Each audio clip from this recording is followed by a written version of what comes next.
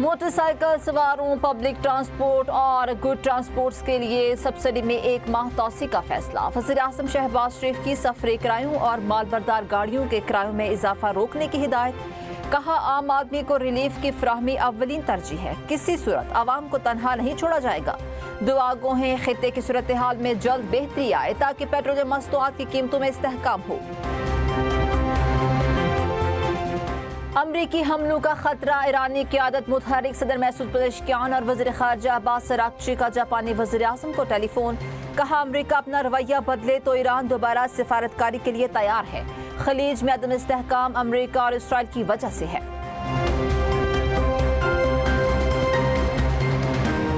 وزیر اعظم کا اپنا گھر اسکیم کا افتتاح، اہل افراد میں چیک تقسیم۔ تقریب سے خطاب میں شہباز شریف نے کہا پہلے سال 50,000 گھروں کی تعمیر کا ہدف ہے۔ 300 ارب روپے کی خطی رقم منصوبے کے لیے مختص کی۔ 5، 7 اور 10 مرلے کے گھروں کی سہولت فراہم کی جائے گی۔ بینکوں کے ذریعے گھر قرضوں کی فراہمی شروع کر دی۔ قرضے کا مارک اپ صرف 5% ہے۔ 1 کروڑ روپے تک قرضہ حاصل کرنے کی سہولت ہوگی۔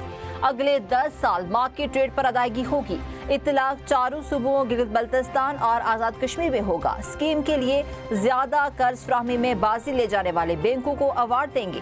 بجٹ میں بڑی چیزیں لے کر آئیں گے۔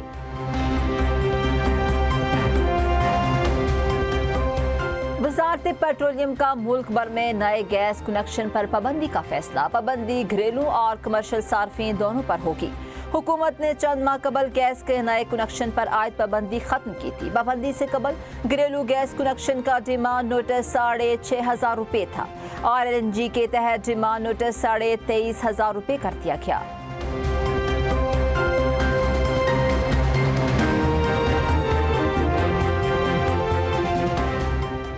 سمندری حدود کا ناقابل تسخیر دفاع، پاک بحریہ میں پہلی ہنگور کلاس آبدوز شامل۔ چین کے شہر ثانیہ میں تقریب، مہمان خصوصی صدر زرداری نے کہا پاکستان اپنی خود مختاری کے دفاع، بحری مفادات کے تحفظ اور اقتصادی راہداریوں کی حفاظت کی صلاحیت رکھتا ہے۔ امیر البحر ایڈمرل نوید اشرف نے کہا ہنگور کلاس آبدوزیں جدید ہتھیاروں، جدید سینرز اور ایئر ایڈمنٹن پر پروڈکشن سے لیس ہیں۔ خطے میں سمندری استحکام برقرار رکھنے میں کلیدی کردار ادا کریں گے۔ وزیر اعظم فیلڈ مارشل کی تاریخی کامیابی پر پوری قوم اور پاک بحریہ کو مبارکباد۔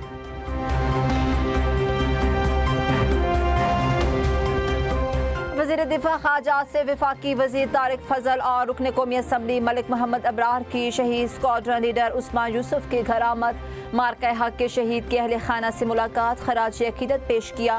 وفاقی وزیر عطا اللہ طارر، مصدق ملک اور وجیہ قمر کی مارکہ حق کے کم سن مجاہد ارتضیٰ عباس شہید کے گھر آمد، شہید کو خراج عقیدت پیش کیا۔ پاکستان اور سعودی عرب کا علاقائی امن استحکام کے لیے مذاکرات کی ضرورت پر زور۔ وزیر خارجہ اسحاق ڈار سے سعودی سفیر نواف بن سعید المالکی کی ملاقات۔ نائب وزیر اعظم نے سعودی عرب کے مسلسل تعاون اور حمایت کو سراہا۔ نائب وزیر اعظم اسحاق ڈار اور یورپی یونین کی نائب صدر کا ٹیلی فونک رابطہ۔ کایا کالاس نے خطے میں امن کے فروغ کے لیے پاکستان کے تعمیری کردار کو سراہا۔ اسحاق ڈار کا خطے میں مکالمے اور رابطوں کے فروغ کے لیے پاکستان کی عزم کا اعادہ۔